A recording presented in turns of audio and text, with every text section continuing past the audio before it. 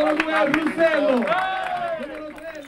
Con il suo primo gol in campionato, seppur sul rigore, il Ribera supera l'Akragas, meritando alla fine di vincere una gara combattuta sin dai primi minuti, se non altro per la maggiore mole di gioco, per una migliore tenuta di nervi dimostrata e per la voglia di sfatare quel tabù del gol che durava da 5 partite e per alcune azioni pericolose sventate dall'ottimo indelicato migliore dei suoi. Dal canto suo l'Akragas, privo di Capraro e Stagno squalificati e di Bellavia infortunato, in verità ha fatto poco per portare a casa un risultato positivo, innervosendosi più del dovuto dopo la concessione del rigore al Ribera e lamentandosi fortemente per un altro penalty non concesso per un fallo di mano in area al riberese. Ma gli agrigentini tirano poco verso la porta del Ribera, rendendo quasi inoperoso Talluto, ribattono colpo su colpo durante il primo tempo, ma perdono la tranquillità dopo il rigore al Ribera, accumulando diverse ammonizioni fino all'espulsione di Indelicato, reo di aver dato un calcio a un avversario, fallo visto dall'assistente dell'arbitro Adamo della sezione laziale di Aprilia. Ma veniamo alla cronaca. Già al secondo minuto il Ribera si rende pericoloso con Galluzzo che dalla destra mette dietro per Mancino, il cui tiro viene bloccato da Indelicato in 2 tempi.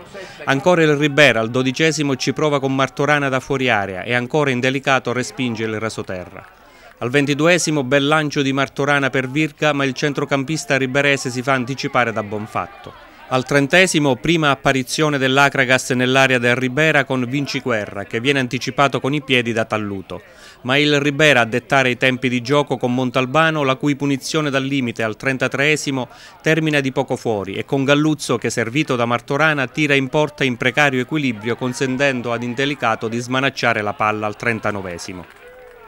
Sul finire del primo tempo è l'Akragas che cerca di colpire in contropiede con la coppia Agozzino-Vinciguerra. Il tiro di quest'ultimo è intercettato bene da Talluto al 44°.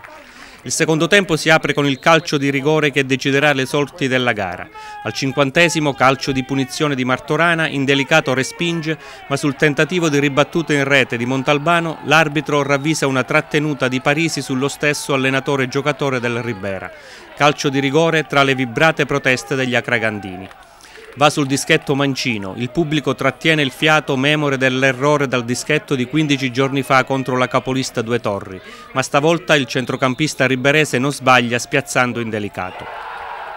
Mister Labianca inserisce Spina e Iannello per Vinciguerra e Bonfatto, oltre il secondo portiere Casella.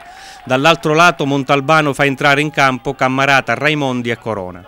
La gara comincia a farsi nervosa con numerosi falli che spezzettano il gioco e questo favorisce il Ribera che al 70° tenta di chiudere la gara con Raimondi su calcio di punizione ma è ancora attento Indelicato. Ad un quarto d'ora dal termine la svolta che probabilmente decide la gara. L'assistente richiama l'attenzione dell'arbitro sul portiere dell'Akragas, reo di un calcio a un avversario e gioco fermo. A nulla serve la giustificazione dell'estremo bianco-azzurro sulla involontarietà del fallo, cartellino rosso e Akragas in 10. Ma il bello deve ancora venire. All'85° si alzano alte e veementi le proteste dell'Akragas per un mani in area di Montalbano, giudicato involontario dall'arbitro, che se avesse concesso il tiro dagli 11 metri forse staremmo a commentare un'altra gara e sicuramente un altro finale di partita.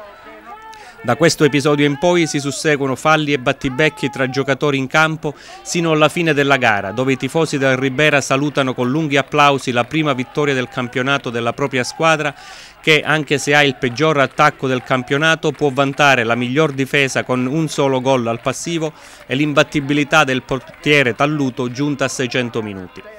I pochi tifosi dell'Akragas presenti al Nino Novara cercano di sfogare la propria delusione nei confronti della terna arbitrale, mentre si segnala qualche scaramuccia nel dopogara tra tesserati delle due squadre, con l'Akragas che evidenzia il poco fair play dei riberesi e quest'ultimi che denunciano una presunta aggressione ai danni di un proprio giocatore da parte di tesserati agrigentini e rilevanti danni ai servizi negli spogliatoi riservati agli ospiti.